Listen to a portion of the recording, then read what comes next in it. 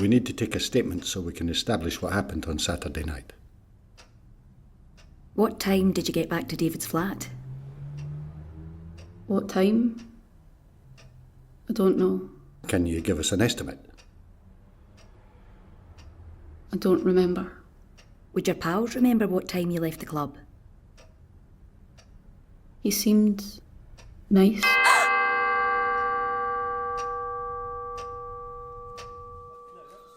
She didn't remember much, did she? I know. And now we've got to waste more time on a daft lecture. We know how to deal with victims. We've had years of experience. Well, some of us have had more years than others. I'm in my prime, I'll have you know. That'll be right. Today's session is about trauma. The latest in brain science will help you in your work. I'll start with a tour of the parts of the human brain. The reptilian brain maintains basic bodily functions. The limbic system is also instinctive. It deals with fear and pleasure.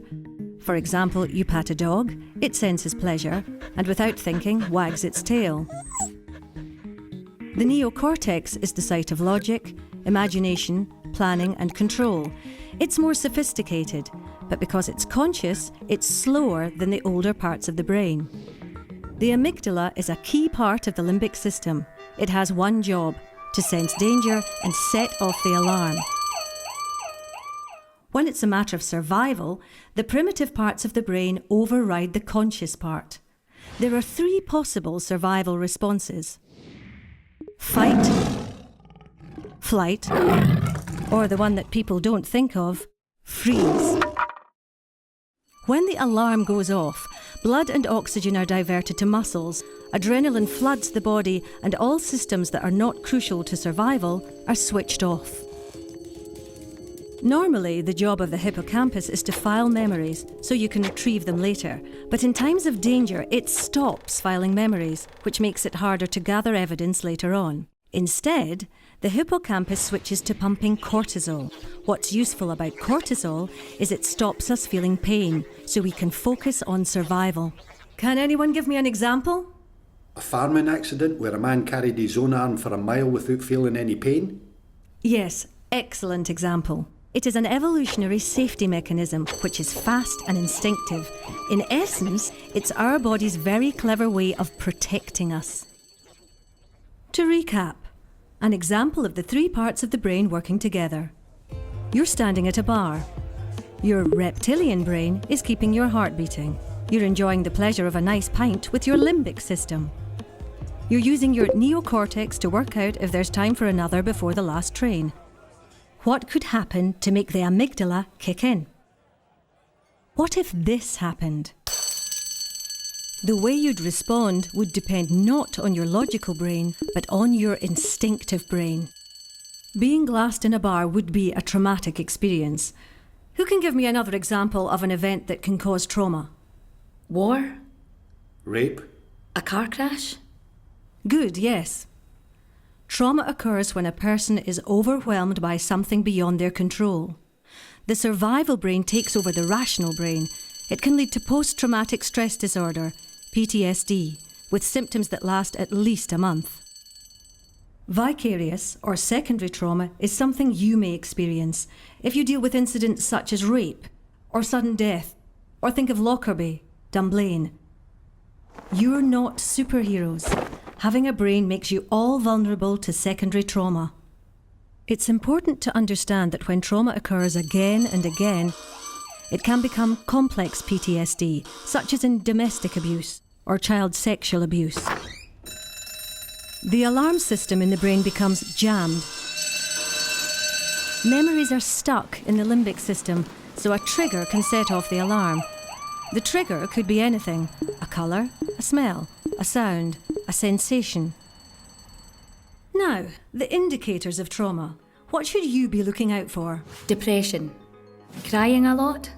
Yes, that's one response. And at the other end of the spectrum, total numbness. Nightmares? Flashbacks? Stress. Good, yes. And they may feel sick. Also, shame, feelings of guilt, inability to enjoy sex, social isolation, triggers.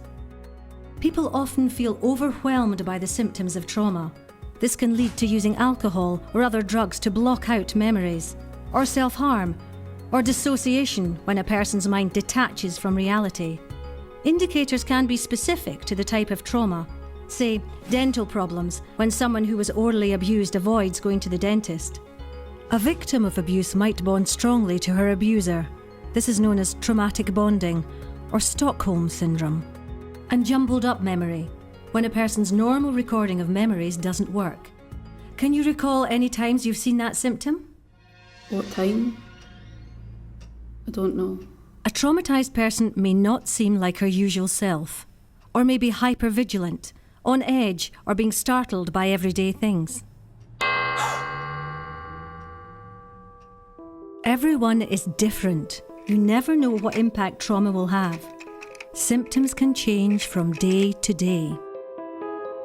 So what does all this mean, in practice, in your job? A traumatised person's brain is protecting them, but that normal human response of self-protection can get in the way of evidence gathering. The US military has developed new trauma-informed interviewing techniques that you can use to work around this. Research shows that if someone seems vacant, they could be distracted by their traumatic memories. Try to ground them by asking a simple, non-patronising question such as, "Are you thirsty? Do you want a glass of water?" This can help bring them back to the here and now. Don't expect a logical, linear story. Ask, "What can you recall just now?" Find out what the victim physically felt or saw. Working this way, from the instinctive sensory parts towards the logical parts of the brain, you'll get more results. In conclusion, 4 things for you to take away.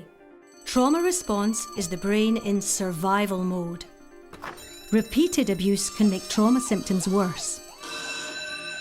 In response to trauma, people will behave in unexpected ways. Remember, trauma is a normal human response to abnormal events.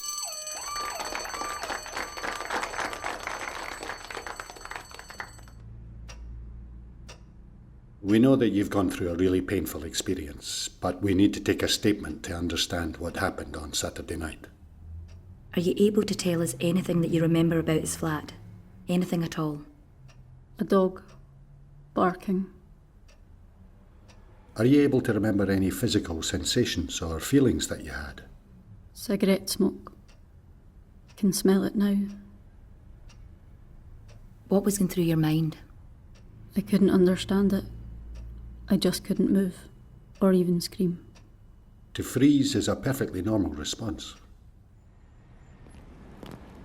So you start with the memories, you don't start at the beginning. You have to engage with our feelings to get to the facts. Makes sense. Check you, Professor, getting all sciencey on us. Well, if it gets us usable evidence. There's life in the old dog yet. Oi.